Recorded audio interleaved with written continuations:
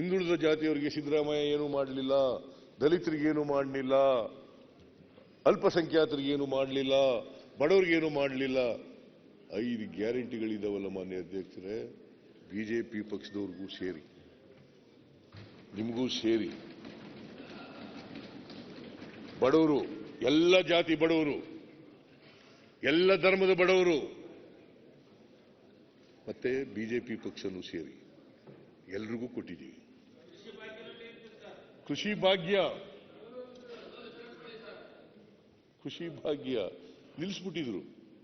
ಕೃಷಿ ಭಾಗ್ಯ university ಪ್ರೊಫೆಸರ್ಗಳು report ಕೊಟ್ಟಿದ್ರು, ಮಾಡ್ರಿ, ಇದರಿಂದ ಉಪಯೋಗ ಆಗ್ತದೆ, ಉತ್ಪಾದನೆ ಜಾಸ್ತಿ ಆಗ್ತದೆ, ಮಾಡ್ರಿ ಅಂತೇಳಿ.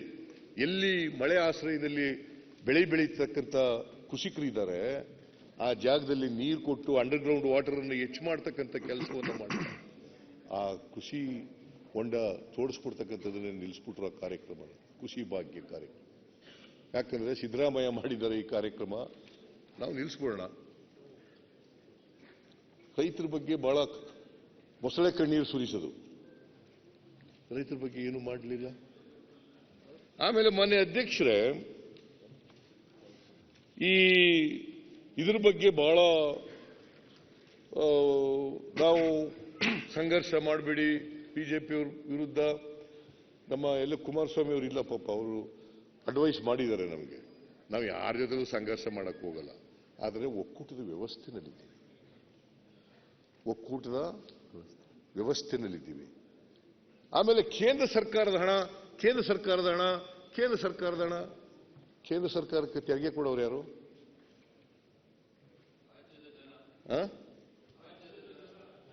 ನಾವಲ್ಲ, ಈ ದೇಶದ ಜನ ಅಲ್ಲ, ಈ ರಾಜ್ಯದ ಜನ ಅಲ್ಲ. Do you know how much we are paying in terms of taxes? ಈ ವರ್ಷ 23-24ಕ್ಕೆ 4,30,30,000ಕ್ಕೂ ಹೆಚ್ಚು ಕೋಟಿ, 4,30,30,000ಕ್ಕೂ ಹೆಚ್ಚು ಕೋಟಿ 23-24ರಲ್ಲಿ ನಮಗೆ ಡೆವಲ್ಯೂಷನ್ ಫಂಡ್ ಎಷ್ಟು ಗೊತ್ತಾ ಬರೋದು? 37,252 ಕೋಟಿ ಎಸ್ಟಿಮೇಟೆಡ್. ಅದು ಬರ್ಬೋದು, ಬರದೇ ಇರ್ಬೋದು. 37,252 ಕೋಟಿ. ಮತ್ತೆ ಸೆಂಟ್ರಲಿ ಸ್ಪಾನ್ಸರ್ಡ್ ಸ್ಕೀಮ್ನಲ್ಲಿ ಬರ್ತಕ್ಕಂಥ ಹಣ 13,505 ಕೋಟಿ.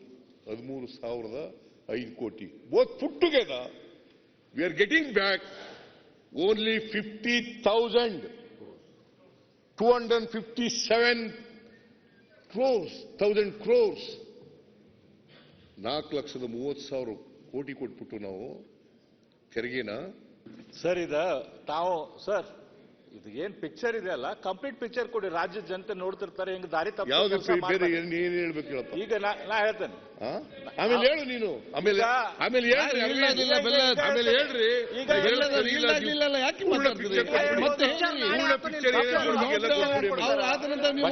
ಮಾತಾಡುವಾಗ ಹೇಳ್ರಿ.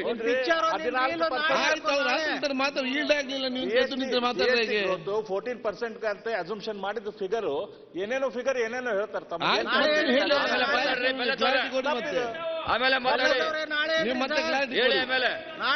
ಆಮೇಲೆ ಮನೆ ಅಧ್ಯಕ್ಷರೇ, ಅವರು ಕರೆಕ್ಟ್ ಫಿಗರ್ ಹೇಳಕ್ಕೆ ನಂದೇ ತಕರಿಲ್ಲ. ನಾನು ತಪ್ಪು ಹೇಳಿದ್ರೆ ಸರಿಪಡಿಸಲಿ ಬೇಕಾದ್ರೆ. ನಾನು I am ready to accept if it is true. ನಾನೇನಾದ್ರು ತಪ್ಪು ಹೇಳಿದ್ರೆ ಅವ್ರು ಕರೆಕ್ಟಾಗಿ ಹೇಳಿ. 4,30,30,000ಕ್ಕೂ ಹೆಚ್ಚು ಕೋಟಿ ರೂಪಾಯಿಗಳು ತೆರಿಗೆ ಕೊಡ್ತಾ ಇದ್ದೀವಿ ಕರ್ನಾಟಕದಿಂದ. We have accepted federalism, 7th schedule of the Indian constitution. ಪ್ರತಿ 5 ವರ್ಷಕ್ಕೊಮ್ಮೆ 52ನೇ ಇಸ್ವಿಯಿಂದ ಇವತ್ತಿನವರೆಗೆ 15 ಹಣಕಾಸಿನ ಆಯೋಗಗಳಾಗಿದ್ದಾವೆ. 1952ನೇ ಇಸ್ವಿಯಿಂದ ಇವತ್ತಿನವರೆಗೆ 15 ಹಣಕಾಸಿನ ಆಯೋಗಗಳಾಗಿದ್ದಾವೆ.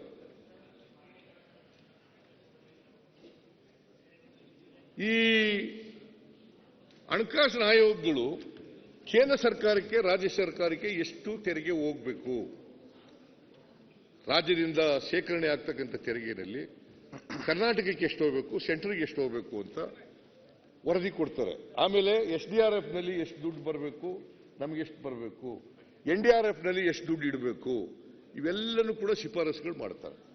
5 ವರ್ಷಕ್ಕೊಮ್ಮೆ ಕೇಂದ್ರದ ಹಣಕಾಸಿನ ಆಯೋಗ ರಚನೆ ಆಗುತ್ತೆ. ಮಾನ್ಯ ಅಧ್ಯಕ್ಷ, ಈಗ 16ನೇ ಹಣಕಾಸಿನ ಆಯೋಗ ರಚನೆ ಆಗಿದೆ. 15ನೇ ಹಣಕಾಸಿನ ಆಯೋಗ ವರದಿ ಕೊಟ್ಟಿದೆ. ನಮಗೆ ಬಂದಿರತಕ್ಕಂಥ ಹಣ ಬಜೆಟ್ನಲ್ಲೂ ಹೇಳಿದ್ದೀನಿ, ಈಗಲೂ ಹೇಳ್ತೀನಿ, 50,257 ಕೋಟಿ ಈ ವರ್ಷ ಎಕ್ಸ್ಪೆಕ್ಟೆಡ್ ರಿಸೀಟ್ಸ್. ಅದು ನಮಗೆ ನಾವು ಕೊಡೋದು ಎಷ್ಟು ತೆರಿಗೆ ಕೇಂದ್ರ ಸರ್ಕಾರಕ್ಕೆ? 4,30,30,000 ಕೋಟಿ. 4,30,30,000 ಕೋಟಿ. ಅದು ಎಲ್ಲಿಂದ ಬರ್ತದೆ? Income tax, corporate tax, excise, ಇದು custom duty, GST, cess, surcharge, petrol diesel ಮೇಲೆ ಆಗ್ತಕ್ಕಂಥ ಹಣ, ಇವೆಲ್ಲ ಸೇರಿ ಎಲ್ಲ ಕರ್ನಾಟಕದಿಂದ ಕೊಡೋದಲ್ಲ. ನಾವು ಕೇಳಿದ್ರೆ ನರೇಂದ್ರ ಮೋದಿ ಅವರು ಹೇಳ್ತಾರೆ, ಪ್ರಧಾನಮಂತ್ರಿಗಳು, ನಮ್ಮ ದೇಶದ ಪ್ರಧಾನಮಂತ್ರಿಗಳು ಹೇಳ್ತಾರೆ, ಈ ಕಾಂಗ್ರೆಸ್ನವರು ದೇಶ ವಿಭಜನೆ ಮಾಡಕ್ಕೆ ಹೊರಟ್ಬಿಟ್ಟಿದ್ದಾರೆ. ನಾವು ಹೋಗಿ ಪ್ರತಿಭಟನೆ ಮಾಡಿದ್ರೆ, ಡೆಲ್ಲಿನಲ್ಲಿ ಹೋಗಿ ಪ್ರತಿಭಟನೆ ಮಾಡಿದ್ರೆ, ಅದೇ ಪ್ರೈಮ್ ಮಿನಿಸ್ಟರ್ ನರೇಂದ್ರ ಮೋದಿಯವರು ಗುಜರಾತ್ ಚೀಫ್ ಮಿನಿಸ್ಟರ್ ಆಗಿದ್ದಾಗ ಏನು ಹೇಳಿದ್ರು ಸರ್? ಒಂದ್ ನಿಮಿಷ ಸರ್. ಹಾಗೇನ್ ಹೇಳಿದ್ರು? ಅವರೆಲ್ಲ ನನ್ ಕೇಳ್ಬೇಕು, ಅವ್ರು ಆಗಲ್ಲ. ಬೆಲ್ಲದವರ ಈಲ್ಡ್ ಆಗಿಲ್ಲ, ನಿಮ್ಗೆ ಹೇಳ್ತಾ ಇದ್ದಾರೆ ಏನ್ ಬೇಡ, ನಾನು ಅಂದ್ರೆ ಅವ್ರಿಗೆ ಮತ್ತೆ ಮಾತಾಡಿ. I am not yielding.